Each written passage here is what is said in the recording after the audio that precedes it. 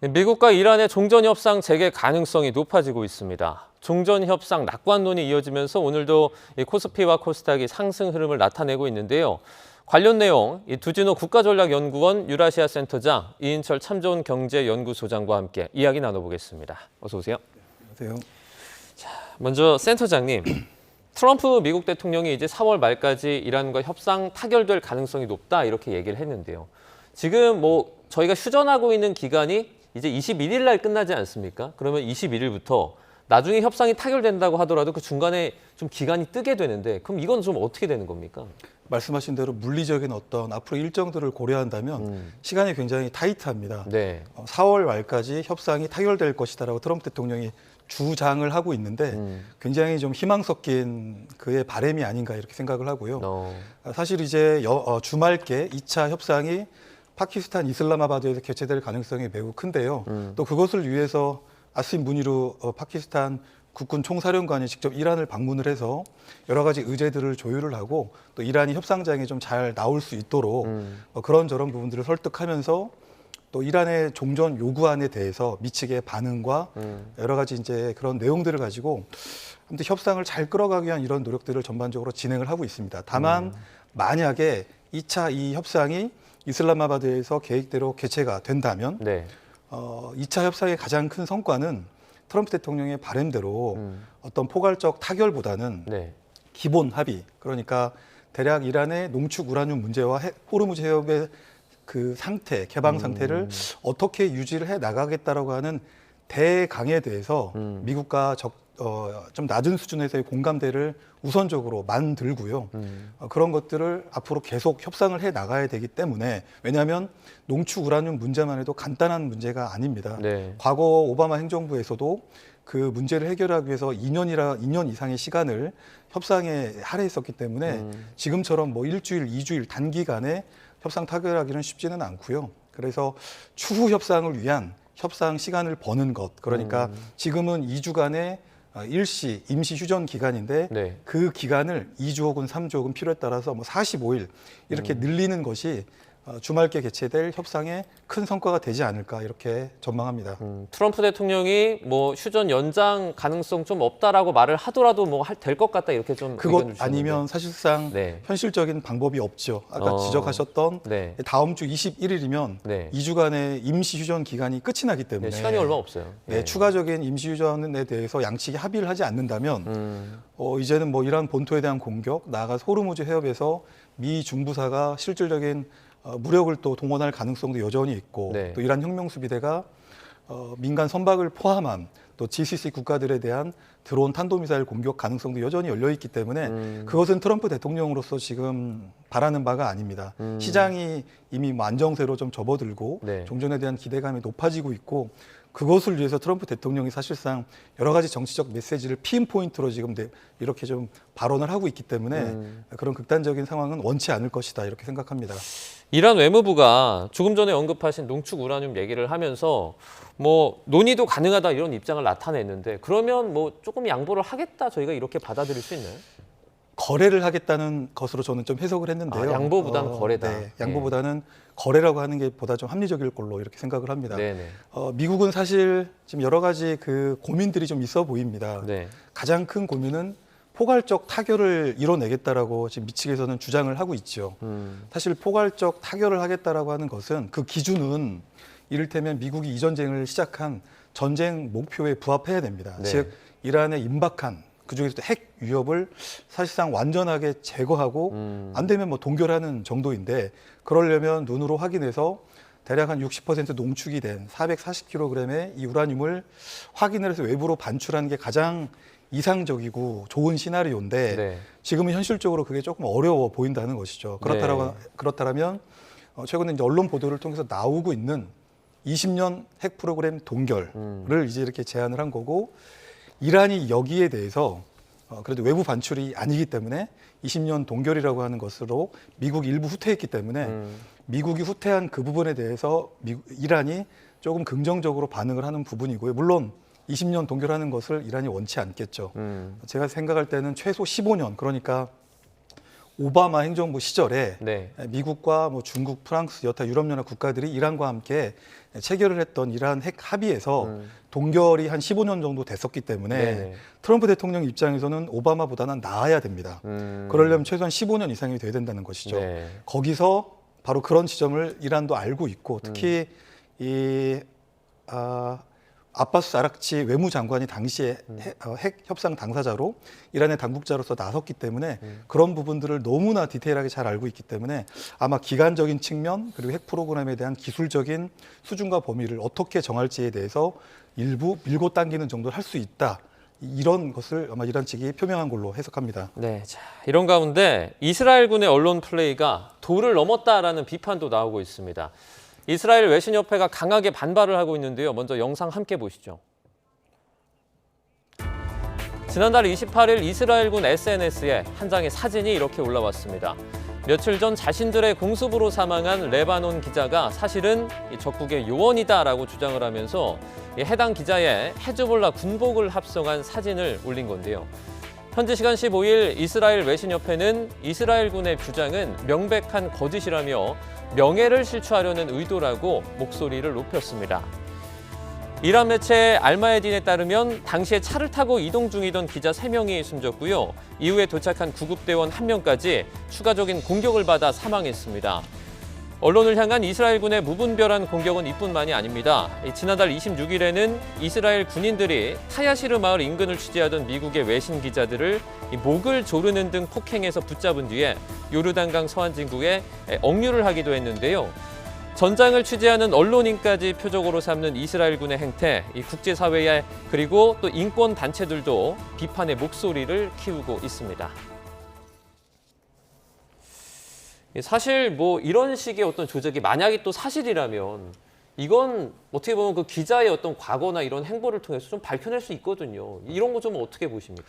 이스라엘군이 그 사실은 하마스 무장정파 전쟁부터 사실은 2023년부터 오늘에 이르기까지 네네. 거의 한 횟수로 한 4년에 걸쳐서 지금 전쟁을 하고 있습니다. 네. 그러다 보니까 살기 위한 전쟁, 상대를 좀 경멸하기 위한 이런 전쟁. 그래서 그 전쟁에는 어떤 도덕, 전쟁법은 이제 사라진 것이고 오로지 목적 달성을 위해서 이렇게 하다 보니까 어떤 법 테두리 안에서 행하지 못하고 국제법을 어기고 그리고 전쟁과 무관한 이런 종군 기자들을 상대로 그리고 심지어 이제 레바논 남부에 있는 유니필 평화유지군을 상대로도 이렇게 무차별적인 공격을 이어가고 있는 것인데요. 네네. 이런 부분들은 사실은 국제사회가 납득하고 용인해서는 안 되는 그런 부분인데 이스라엘 스스로 어떤 자정작용이 필요한 부분이 분명히 맞는데 지금 뭐 이스라엘 사회 내부적으로 반전 여론보다 전쟁을 해야 된다라는 여론이 앞서다 보니까 그런 부분들도 이스라엘군의 영향을 좀 미치는 게 아닌가 이렇게 생각을 합니다. 자, 미국과 이란 종전 협상 기대 때문에 국내 증시죠. 코스피와 코스닥도 상승세를 이어가고 있습니다. 전쟁 자체는 사실 아직 끝나지 않았는데 지금과 같은 추세가 좀 이어질 거라고 전망하십니까? 전쟁이 사실 있기 전 2월 27일이 전고점이었어요. 코스피 6,300선을 찍었습니다. 네네. 6,347이었는데 전쟁 나면서 바로 고꾸라졌거든요. 그래서 아마 5,000선까지 위협하는 상황이었는데 어제 그리고 오늘 그리고 이달 들어서 좀 분위기가 반전되고 있는데요. 전쟁 리스크가 좀 완화되면서 안도 랠리를 펼치고 있습니다. 네. 오늘도 한 2% 내외로 오르면서 6,200선 내에서 움직이고 있는데요. 가장 특이한 건 반도체가 역시 주도주고요. 지금 SK하이닉스는 어제, 오늘 그리고 이제 사흘 연속 사상 최고가를 갈아치우고 있습니다. 지금 115만 원. 그리고 삼성전자는 21만 7천 원인데요. 삼성전자는 지금 전고점이 22만 8천 원 선이거든요. 네네. 전고점에 도달하지 않았지만 호재가 있었어요. 새벽에 이제 테슬라가 뉴욕 증시에서 7% 가까이 그 무거운 주식이 올랐는데 이유를 들어보면 자율주행차 그리고 휴머노이드 로봇에 자체 개발한 칩을 탑재할 수 있다. 만들었다. 개발했다라는 얘기인데 그 칩을 누가 만드느냐. 삼성전자가 만들고 패키징을 대만의 TSMC가 합니다. 그러다 보니까 이제 삼성전자의 고객 확보층이 점점점 넓어지고 있고요. 이렇게 또 하나 이제 수급이에요. 지난달까지 외국인이 유가증권 시장에서 40조 원 넘게 국내 주식을 내다 팔았습니다. 네네. 근데 이렇게 종전 기대감, 트럼프가 전쟁 고 끝난다라고 하니 적어도 협상하는 가운데 다시 한번 포탄이 오가는 고성은 안 나가있구나라는 이제 안도 랠리로 인해서 지금 외국인들이 이렇게 이달 들어서는 지금 최근 열흘 동안 이틀 제외하고 모두 사고 있어요. 오늘은 선물을 대규모로 이제 외국인들이 사들이고 있는데 외국인들이 선물을 사고 있다는 얘기는 우리 주식시장이 하락보다는 상승 쪽에 베팅을 하고 있다. 그래서 아마 이번 달 들어서 외국인들의 순매수 주로 반도체 투톱에 쏠려 있는데 거의 7조 원 넘게 사들이면서 이전과는 좀 달라졌고요. 국제유가 사실은 오늘 새벽에 조금 올랐어요. 네네. 이제 올랐는데도 불구하고 지금 시간의 거래에서는 서브텍사산 중진류 가격이 88달러까지 88달러까지 내려온 것도 일단 증시에는 긍정적으로 작용을 하고 있습니다. 지금 소장님 말씀 들어보면 일단 좀 긍정적인 호재들이 좀 많이 있는 것 같은데 그러면 이제 뭐 5천, 6천 넘어서 7천 코스피까지 좀 갈 수 있을 확률은 좀 얼마나 될까요? 그러니까 우리가 주로 주목했던 것들이 세 가지예요. 국내 증시가 연초부터 좋았던 이유는 일단은 유동성 랠리, 그다음에 두 번째 실적 장세, 세 번째가 정책 기대감이에요. 정부의 정책 기대감.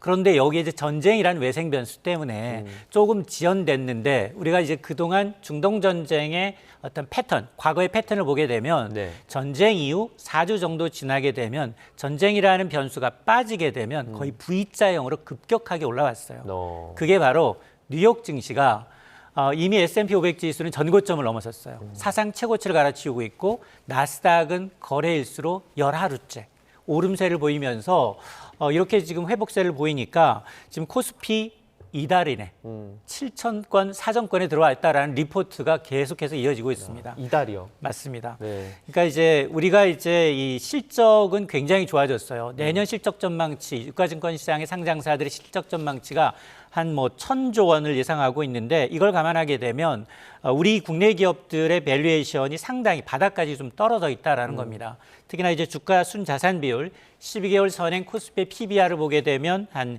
1.4배 정도 수준인데 전 세계 평균 3.1배니까 절반 이하로 이제 저평가돼 있다라는 겁니다.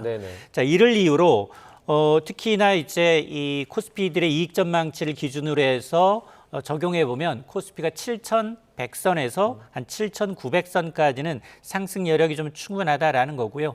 이런 이면에는 이제 반도체 슈퍼사이클이 자리 잡고 있습니다.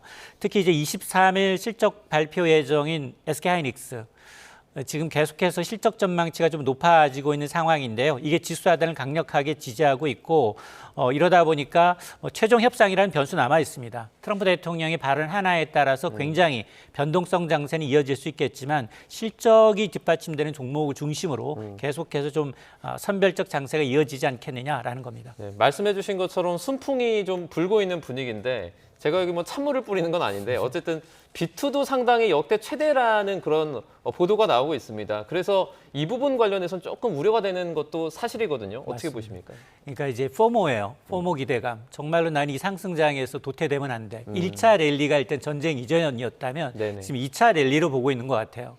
그래서 이런 랠리가 나타날 때 유동성 장세의 특징은 상상이 조금 이 개인들의 투자하기엔 굉장히 어려워요. 그럼에도 불구하고 지금 나만 뒤처질 수 없다는 포모 때문에 신용거래 융자 잔고가 지금 33조 원, 13일 기준 넘어섰습니다. 역대 최고치에 바짝 다가서고 있는데요. 전쟁 충격으로 잠시 주춤했었는데 열흘 만에 8천억 원 가까이 늘어난 겁니다. 이러다 보니까 주식의 손바뀜, 단타 매매가 굉장히 성행하고 있는데요. 지금 1년 전보다 2배 가까이 회전율이 높아졌어요. 그러니까 극도로 이제 과열된 상태인 건 맞고 또 하나는 이제 변동성인데요. 지수가 이렇게 예상 밖으로 이제 급등락할 경우 B2의 경우에는 지수가 떨어질 수도 있거든요. 떨어지게 되면 이게 증권사가 임의대로 강제 매매하는 반대 매매가 나타날 수 있기 때문에 지금 뭐 현재 랠리가 굉장히 뭐 실적을 바탕으로 한 안도 랠리는 맞지만 그럼에도 불구하고 전쟁이란 변수가 완전히 제거된 건 아니기 때문에 이 빚을 내서 투자하는 것은 나중에 오히려 거대한 하락이라는 부메랑이 될 수도 있기 때문에 이건 조심을 하셔야 합니다. 자, 이 지금 상황에서 센터장님, 사실 이번 전쟁의 핵심 어떤 이슈 중에 하나가 핵 이외에도 호르무즈 해협이 있지 않습니까? 최근에 호르무즈 해협에서 유조선이 통과했다는 소식이 좀 계속 나오고 있는데 지금 상황은 좀 어떻습니까? 그러니까 일부 보도에 따르면 이란과 거래를 한 것으로 추정이 되는 그러니까 이란에 통행료를 지불을 한 아마 중국 선적이라고 하는 보도도 있고요. 어쨌든 일부는 좀 몇 척이 빠져나갔지만 대체로 미 중부사가 통제하고 있는 상태다 이렇게 좀 볼 수가 있을 것 같습니다. 그래서 오늘 한국 시간으로 새벽에도 이제 중부사가 일반 선적을 대상으로 5만만을 빠져나가지 않도록 네. 이제 일종의 이제 경고성 이렇게 통신을 보내는 그 무선 통신 내용이 공개가 됐는데요. 네. 실제 중부사가 물리력을 행사해서 구축 감도 지금 이쪽 5만만 그리고 호르무즈 일부 대부분 페르시아만 쪽에 조금 들어가 있을 걸로 예상을 네네. 하는데 뭐 그 지역에 지금 군함이 15척, 많게는 20척 정도가 배치가 되어 있고 사실 군함만 배치가 되어 있는 게 아니고 아마 공중에서는 뭐 중고도 고고도 이 정찰 무인기, 감시 정찰 무인기들이 계속 떠서 이 호르무즈 해협과 그리고 오만만을 빠져나가는 그런 선적들에 대해서 계속적으로 감시를 하고 또 군함들은 그 배들이 빠져나가지 않도록 하는 이런 물리력을 행사하고 있는데 결과적으로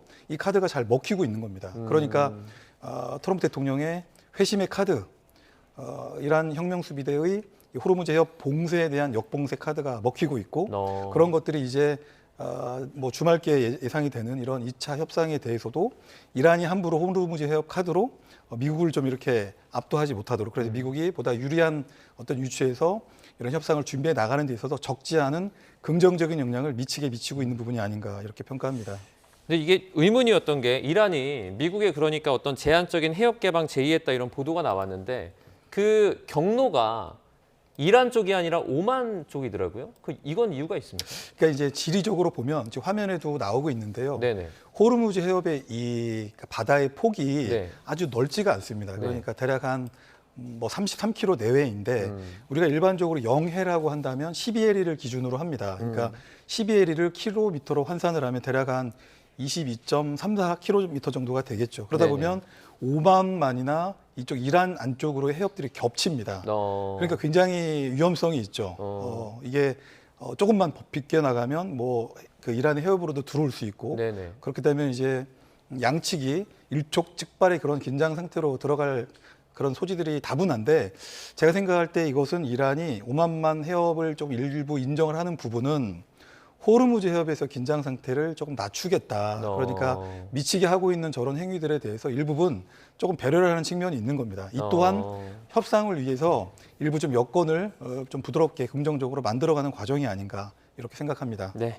알겠습니다. 오늘 여기까지 듣도록 하겠습니다. 중동 사태와 경제적인 어떤 이슈들까지 저희가 자세하게 짚어봤습니다. 두진호 국가전략연구원 유라시아 센터장, 이인철 참좋은 경제연구소장과 함께했습니다. 고맙습니다.